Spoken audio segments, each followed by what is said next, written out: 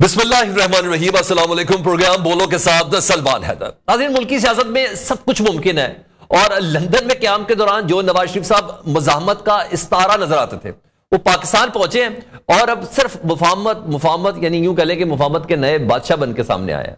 वो आज सबको साथ लेकर चलने की बात कर रहे हैं। दूसरी तरफ आसिफ अली जरदारी जो हमेशा से मुफाहमाना सियासत के चैंपियन थे, लेकिन आज वो मज़ाहमत कर रहे हैं। लगता है कहीं गूढ़ी चोट लगी है उन्हें। शहबाज शरीफ की बतौर वजीर आजम अपनी सिलेक्शन पर मायूस भी दिखाई दिए और चैलेंज भी दे रहे हैं कि शहबाज शरीफ को तो उन्होंने वजीर आजम बना दिया, मगर अब वो किसी कीमत पर नवाज शरीफ को वजीर आजम नहीं बनने देंगे। आसिफ जरदारी एक बार फिर जी हां ये दावा कर रहे हैं और वो कहते हैं कि आइंदा वजीर आजम पीपल्स पार्टी का ही होगा। उधर नून लीग की सियासत में भी 180 डिग्री का बदलाव नजर आ रहा है। गुज़िश्ता रोज जातीय उमरा में होने वाले इजलास में बयानी की एक जंग थी, लेकिन यह जंग शहबाज शरीफ साहब के नाम रही है। तय यह पाया कि आइंदा इलेक्शन में अपनी माजी की कारकर्दगी की बुनियाद पर ही वोट मांगा जाएगा। यानी सादे अल्फाज में कहें, नवाज शरीफ साहब का जो बयानिया था ना, वोट को इज्जत दो, वो अब नहीं चलेगा, बल्कि शहबाज शरीफ का सब बयानिया जो है खिदमत को वोट दो, वो दौड़ेगा। खिदमत भी वो जो नवाज शरीफ साहब के गुज़िश्ता अदवार में हुई है। 16 महीने नहीं है, 2017 से 2018 का एक साल नहीं है, सिर्फ और सिर्फ नवाज शरीफ साहब जब वज़ारत उस्मान में थे उस खिदमत को वोट देने की बात है। इतलात के मुताबिक मियां साहब ने गुज़िश्ता रोज इजलास में अपने गुज़िश्ता अदवार का भी जिक्र किया। बस इतना कहा कि माजी में उन्हें गुलाम इसाक और परवेज मुशर्रफ ने काम करने नहीं दिया। हैरानकुन तौर पर वो जनरल बाजवा साहब का नाम लेना भूल गए।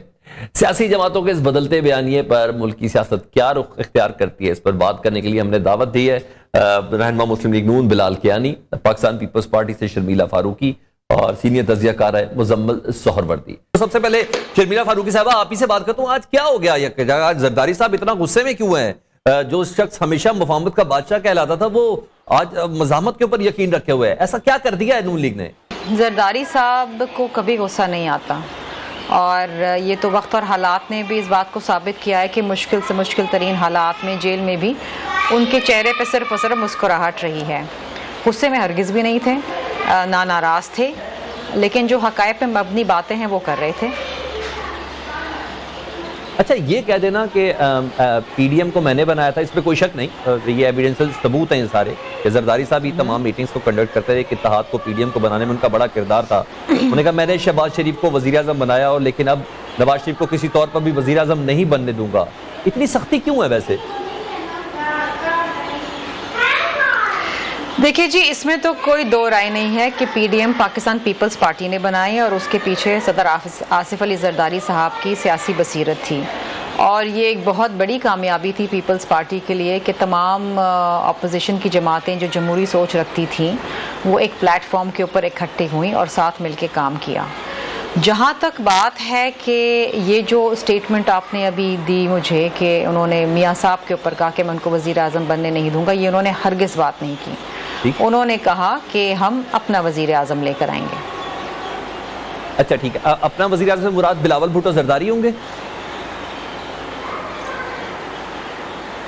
देखिए जी, पीपल्स पार्टी जब इलेक्शन में जाएगी तो अपना प्राइम मिनिस्टरियल कैंडिडेट जो है वो फील्ड करेगी। ये सब बातें करने की मेरे लिए नहीं है, ये बातों का फैसला सेंट्रल एग्जीक्यूटिव कमेटी करती है। जब इलेक्शन की डेट अनाउंस होगी, पीपल्स पार्टी मैदान में आएगी अपना मंशूर लेके, अपना प्राइम मिनिस्टर का कैंडिडेट लेके, और फिर तमाम बातें आप सब लोगों के सामने आया हो जाएंगी। ठीक, अच्छा मैं मुजम्मिल साहब को गुफ्तगू में शामिल करता हूँ। मुजम्मिल साहब, ये इतना आसान रहेगा जरदारी साहब का ये कहना कि पीपल्स पार्टी का कैंडिडेट वज़ीर आज़म होगा? ये हालात इस वक्त मुवाफिक लगते? कुछ अर्सा पहले तक तो हम देख रहे थे कि अंदाज़ा हो रहा था जनूबी पंजाब से, बलोचिस्तान से काफ़ी चीज़ें इलाक़े के अंदर शामिल होती, पीपल्स पार्टी के अंदर शामिल होने की बात चल रही थी और काफ़ी ज़्यादा एक्टिव भी थी, लेकिन अचानक ये तमाम चीज़ें रुक गई। हालात इस बात पर यकीन करने को कह रहे? देखिए, हर सियासी जमात को ये हक है कि वो अपना वज़ीर आज़म का कैंडिडेट फील्ड करे और ये कहे कि हमारा वज़ीर आज़म होगा। ये फ़ैसला तो आवाम ने करना है कि किसके पास ज़्यादा सीटें होंगी और किसके पास कम सीटें होंगी। लेकिन पाकिस्तान की सियासत में कम सीटों वाला भी वज़ीर आज़म बन जाता है और बड़ी सियासी जमात भी वज़ारत उज़्मा नहीं ले सकती है।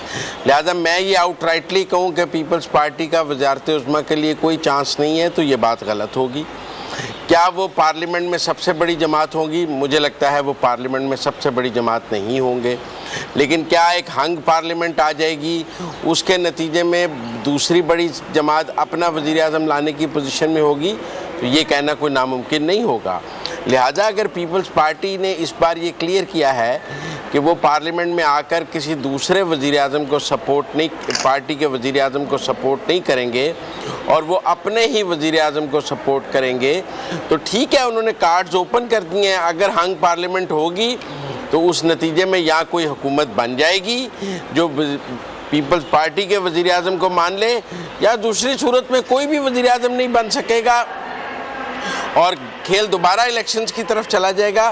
क्योंकि अगर कोई भी मिलकर हुकूमत ना बना सके और इत्तेहाद ना बन सके तो वज़ीर-ए-आज़म के लिए तो 51% वोट लेने ज़रूरी हैं जो 172 के करीब बनते हैं। अगर 172 का मैजिक फिगर किसी के पास भी नहीं होगा तो कोई भी वज़ीर-ए-आज़म नहीं बन सकेगा। अच्छा, ये सारा फैसला अवाम ही करेगी, कुछ खास भी फैसला करेंगे? मैं बींगा तज़किया का जरा बताए ना, ये सारा फैसला अवाम नहीं करना है? क्योंकि जाहिर बात है पीपल्स पार्टी का अगर कैंडिडेट वज़ीर-ए-आज़म आता है या पीपल्स पार्टी वज़ीर-ए-आज़म के लिए इतनी बड़ी दावेदार है तो डेफिनेटली कुछ इस पे इत्तेहाद जरूरी है ना, जिसमें कम से कम नून लीग शामिल नहीं होगी, कम से कम जमीयत उलमा इस्लाम शामिल नहीं होगी। मुझे लगता है कि नून लीग भी पीपल्स पार्टी के वज़ीर-ए-आज़म को वोट देने के किसी मूड में नहीं है, JUIF भी किसी मूड में नहीं है। फिर या तो इनमें से कोई एक पार्टी सिंपल मेजॉरिटी ले ले या पीपल्स पार्टी और PTI मिलकर हुकूमत बना लें।